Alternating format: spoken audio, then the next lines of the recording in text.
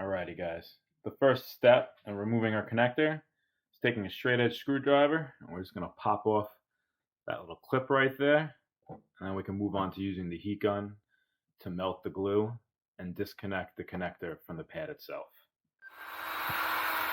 Alrighty guys, now that our heat gun's warmed up, we're going to start warming up the glue so that way we can pull the connector out.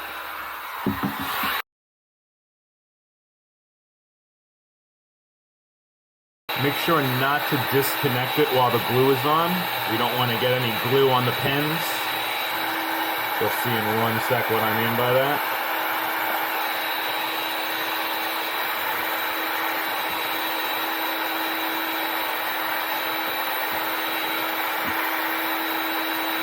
Hopefully, as you can see here, we've exposed the pins and the connector. See if we start peeling away some of that glue.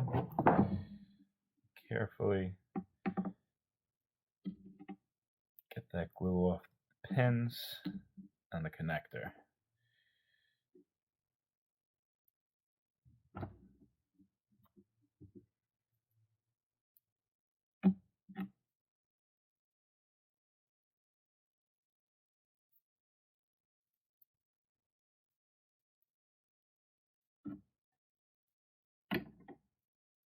Alright, obviously we can clean that up a little better, but as you can see here, we've managed to salvage our connector. We have no glue on the pins, and if you wanted to, you could even hook it back up into your stock sensor and use it again.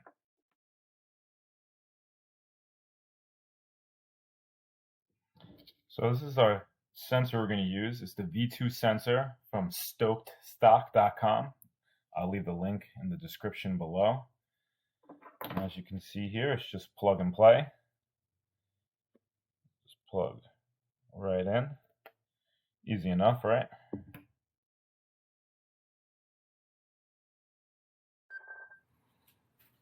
Alrighty guys, so on this next step, we're going to need to make the channel for the light bar, or the cutout rather. As you can see in our stock GT, this is meant for rear, so it doesn't come with the cutout. So what I recommend doing is take your stock pad, overlay it, and line up the screw holes. Once your screw holes are lined up, I like to take a box cutter and just kind of eye out where I'm going to use. For me, I'm using a Dremel. And I'm just going to get to the edge of the cutout for the light bar there and just make an impression with my box knife. And then we're going to Dremel.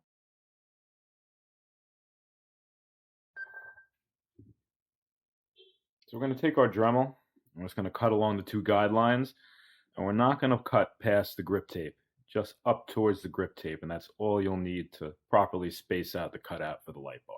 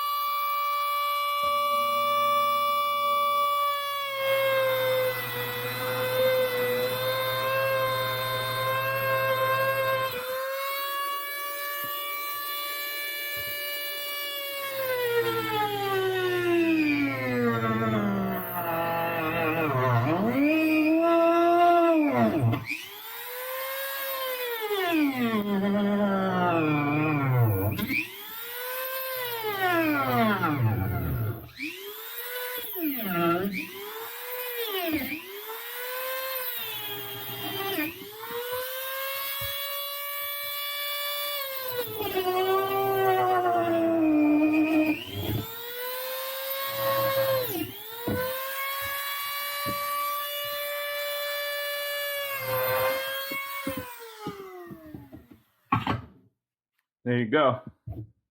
If you have to clean it up a little bit, just go back. But we'll size it up right now and see how it looks. Alrighty guys, so now we're just going to throw on the sensor there and kind of mock it up to make sure that everything fits. Screw holes and light bar line up. Pretty close. Maybe took a little too much off the right side, but to give you an idea of what to do.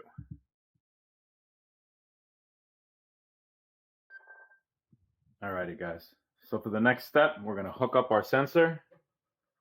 We haven't taken the adhesive or anything off yet. We're just going to do a little test to see how our pins worked out and if everything's good to go.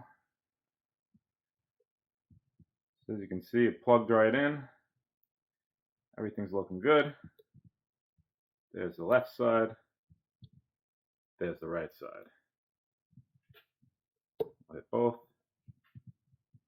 And we're looking good. We're going to leave the board on throughout the rest of this process so we can check the sensor as we adhere it and then throw the pad and the delete on. Sometimes it may be a little sensitive on one side and we may want to relay the sensor just to prevent ghosting.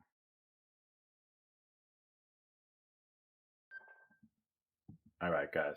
So at this point, I pulled the backing off of half of the sensor. The board is still on. We're going to start adhering the sensor to the controller. And we want to do this as evenly as possible since we're going to lay the foot pad on top of it. We want it to make great connection and we do not want to have ghosting issues. So we're going to start laying it down and we're going to watch the light bar to see if everything's looking good so far. You're going to go right to the top right there. Try to use some of the lines in the inside of the box just to make sure I'm even. I'm going to work towards the center right here. That way pushing everything out. Make sure we have no bubbles. Pull back a little further. We're looking nice and centered on the channel here. There was a nice little cutout to house your cable and connector. So make sure that connector is tight. Put it down the center. And slowly work out everything. If you want to use your hair dryer or your heat gun, whatever you have at this point, just to make it easier to push bubbles out, I recommend it. So as we can see here, we're stuck to it. Everything looks pretty good. For now, since I'm still experimenting with this, I just use a little electrical tape for the cable because I may come back in here again and adjust something. But at this point, I've been pretty content with how it's gone so far. So like I said, you could probably use hot glue eventually. But for now, this is just temporary as we're still learning how dependable this new setup is. So at this point, we can lay down our sensor. Lay down our pad, rather. So we're looking pretty good so far. That's just our fingers. Next step I would recommend is throwing on your delete. I know nothing's screwed in yet, but I had some issues when I threw on my delete. My right side was sensitive. It appears right here that we're looking good and we can probably reassemble the board and give it a test.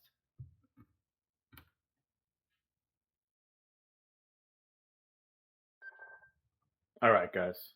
So everything has been reinstalled on the board. I really recommend you do this process with the board on so you can monitor the light bar. The GT rear pad will install perfectly on the front. Then from there, you put on your bottom bumper, you put your delete on, and you screwed everything in. And make sure you're watching the sensor as you put all the pieces back on. If something is off, you will see it favoring a side, left or right, and that's when you want to go back and potentially check how you've laid your sensor pad, because that'll definitely lead to ghosting.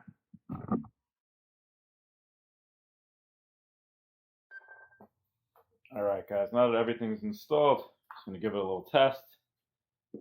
Everything's looking pretty good. Sensor's lit. There we are. I will say this pad is a little insensitive at the moment. It's new and a little stiff. So it did take me 1 or 2 times to get it engaged. But as you can see, no ghosting issues or anything. So far, so good.